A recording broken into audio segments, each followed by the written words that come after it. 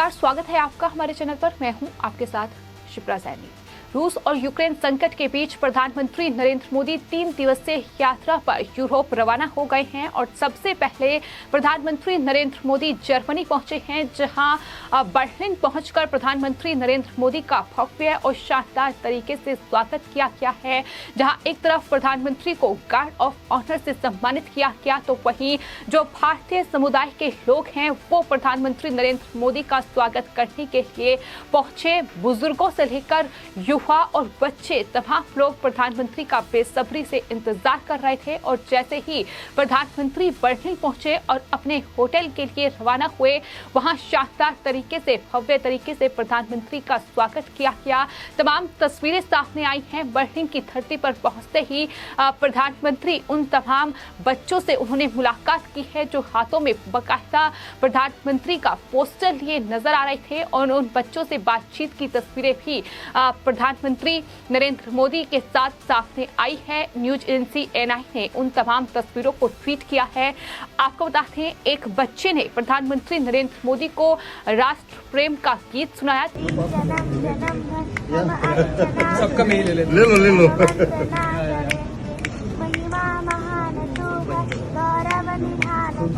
जिसे सुनकर प्रधानमंत्री काफी खुश हुए और तमाम लोग उस बच्चे की सराहना कर रहे हैं। साफ तौर पर ये कह रहे हैं कि विदेशी धरती पर रहकर भी जिस तरीके से इस बच्चे को कहीं न कहीं भारत से प्रेम है, जिस तरीके से राष्ट्र प्रेम का गीत उन्होंने प्रधानमंत्री नरेंद्र मोदी को सुनाया है, वो अपने आप में काबिले तारीफ है। तो वहीं एक बच्ची ने प्रधानमंत्री के लिए एक पोस्टर तैयार किया था। प्रधानमंत्री ने बाकायदा उस पोस्टर को देखा, बच्ची के साथ तस्वीरें भी खिंचवाई। ये बेहद शानदार तस्वीरें हैं जो प्रधानमंत्री के बर्लिन दौरे पर सामने आई हैं। तो वहीं इस पूरी विदेश यात्रा को लेकर पहले ही प्रधानमंत्री ट्वीट कर चुके हैं। उन्होंने साफ तौर पर यह कहा था कि चुनौतीपूर्ण वक्त में ये अहम 3 दिवसीय प्रधानमंत्री नरेंद्र मोदी का दौरा है, जिसमें प्रधानमंत्री न सिर्फ जर्मनी जाएंगे बल्कि इसके अलावा डेनमार्क और फ्रांस भी प्रधानमंत्री नरेंद्र मोदी जाएंगे। तो अपने आप में ये बेहद महत्वपूर्ण दौरा है। लेकिन बर्लिन की धरती पर पहुंचते ही प्रधानमंत्री नरेंद्र मोदी की ओर से ट्वीट किया गया, जिसमें ट्वीट करते हुए उन्होंने लिखा है कि बर्लिन में उतरे हैं और आज मैं जर्मनी की चांसलर से बातचीत करूंगा। चांसलर ओलाफ शॉल्ज से उनकी बातचीत होगी।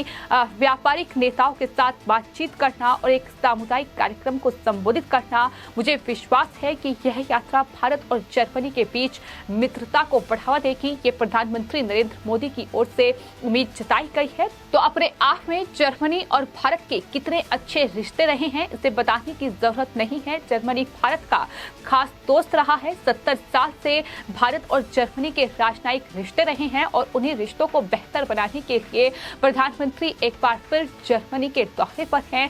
तो अपने आप में बेहद महत्वपूर्ण दौरा है। इससे पहले विदेश मंत्रालय की ओर से भी ट्वीट किया गया था और उस बयान में ये कहा गया था, बर्लिन में प्रधानमंत्री जर्मनी के संघीय चांसलर ओलाफ शॉल्ज के साथ द्विपक्षीय बातचीत करेंगे और दोनों नेता भारत जर्मनी और अंतर सरकारी परामर्श आईजीसी के 6ठे संस्करण की सह अध्यक्षता भी करेंगे। ये जानकारी विदेश मंत्रालय की ओर से दी गई थी।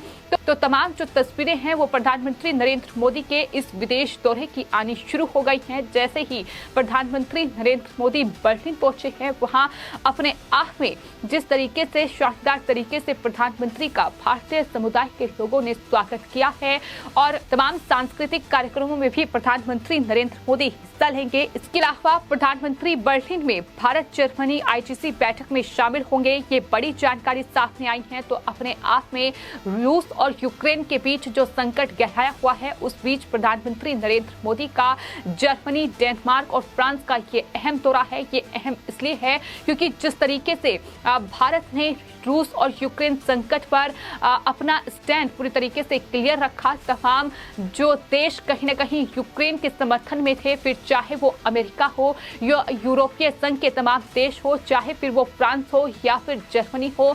लेकिन इस बीच प्रधानमंत्री नरेंद्र मोदी की ये विदेश यात्रा अपने आप में बताने के लिए काफी है कि जहां प्रधानमंत्री एक तरफ इन तमाम यूरोपीय देशों के राष्ट्र अध्यक्षों के साथ बातचीत करेंगे, उनकी मीटिंग होगी और माना जा रहा है कि तमाम अहम पहलुओं पर चर्चा हो सकती है। सवाल ये भी उठ रहा है कि जिस तरीके से यूक्रेन और रूस के बीच संकट गहराया हुआ है, तो क्या प्रधानमंत्री की इस विदेशी विजिट के बाद ये संकट कम होगा? क्या फिर रूस और यूक्रेन के बीच बिगड़ते जो हालात हैं उसमें कुछ सुधार आएगा?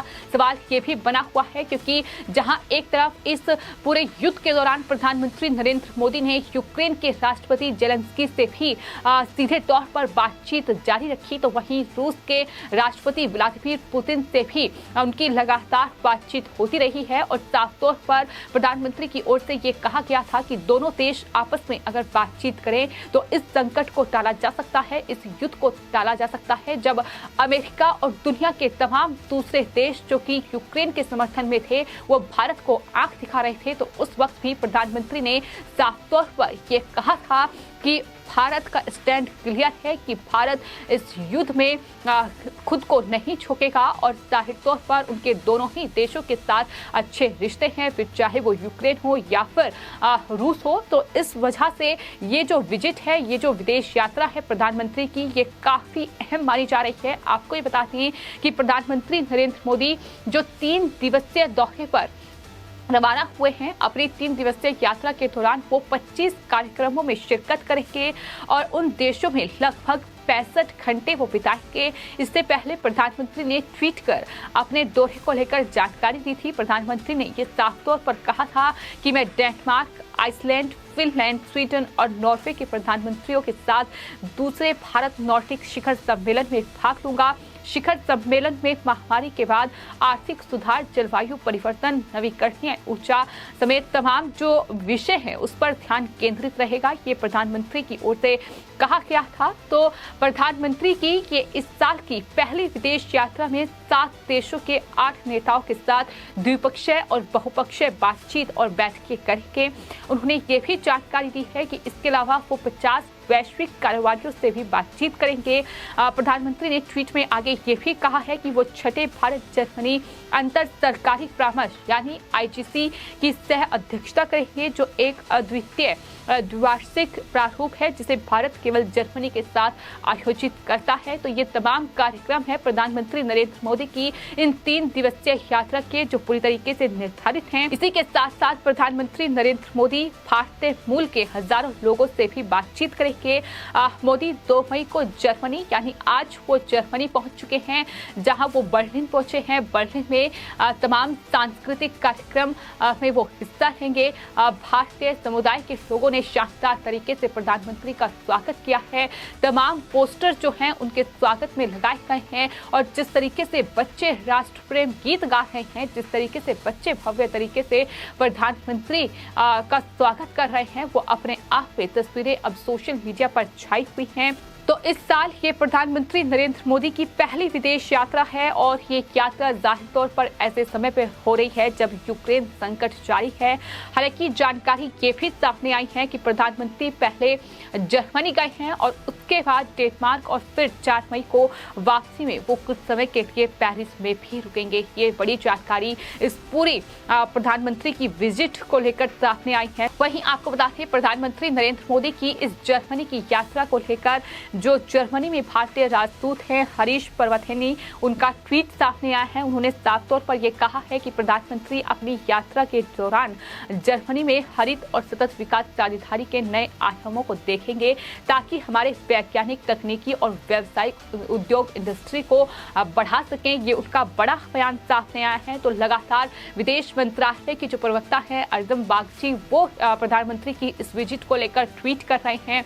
तमाम जानकारी उनकी तरफ से दी जा रही है, लेकिन सबसे महत्वपूर्ण यही है जिस तरीके से रूस से यूरोप खफा है, क्योंकि यूक्रेन में संकट गहराया हुआ है। तो ऐसे में क्या प्रधानमंत्री की भूमिका इस पूरे संकट के बीच रहेगी, ये देखना अहम होगा, क्योंकि तमाम जो यूरोपीय देश हैं, इसके अलावा अमेरिका समेत कई देश जिस तरीके से यूक्रेन संकट को लेकर लगातार रूस और इन तमाम यूरोपीय देशों के बीच गतिरोध बढ़ रहा है। तो ऐसे में प्रधानमंत्री ने कहीं न कहीं जिस तरीके से एक बांध की भूमिका, एक पुल की भूमिका इस संकट के बीच निभाई है, ऐसे में क्या एक बार फिर प्रधानमंत्री नरेंद्र मोदी क्या भूमिका इस पूरे संकट के बीच निभाएंगे, इसमें देखने वाली बात होगी। लेकिन जिस तरीके से चीन के साथ भी भारत का गतिरोध लगातार बढ़ रहा है, तो क्या उसको लेकर भी प्रधानमंत्री के जो तमाम राष्ट्रीय अध्यक्षों के साथ मीटिंग करेंगे उसमें कोई चर्चा होगी, इस पर भी सबकी निगाहें टिकी हुई हैं। तो अपने आप में प्रधानमंत्री नरेंद्र मोदी का ये 3 दिवसीय दौरा बेहद अहम है, जहां 2 मई से प्रधानमंत्री ने यूरोप दौरा शुरू किया है। 65 घंटे जर्मनी, डेनमार्क और साथ ही फ्रांस में प्रधानमंत्री बिताने वाले हैं। 25 बैठकों में प्रधानमंत्री शामिल होंगे। 50 से ज्यादा ग्लोबल बिजनेस लीडर से मुलाकात करेंगे, यानी अर्थव्यवस्था से लेकर जो कूटनीतिक राजनीतिक जो संबंध विदेशी तमाम देशों के हैं उनके साथ उन्हें बेहतर करने की कोशिश होगी।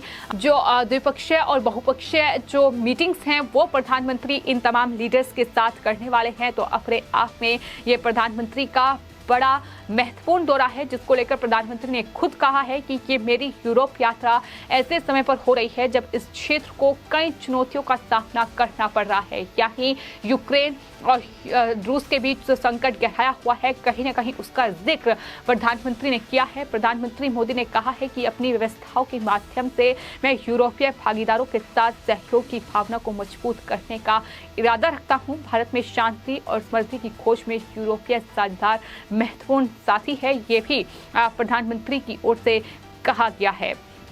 तो ये अपने आप में बेहद महत्वपूर्ण प्रधानमंत्री का दौरा है। देखना ये होगा कि आने वाले वक्त में प्रधानमंत्री के इस विदेशी दौरे से जुड़ी आखिर क्या कुछ महत्वपूर्ण तस्वीरें सामने आती हैं।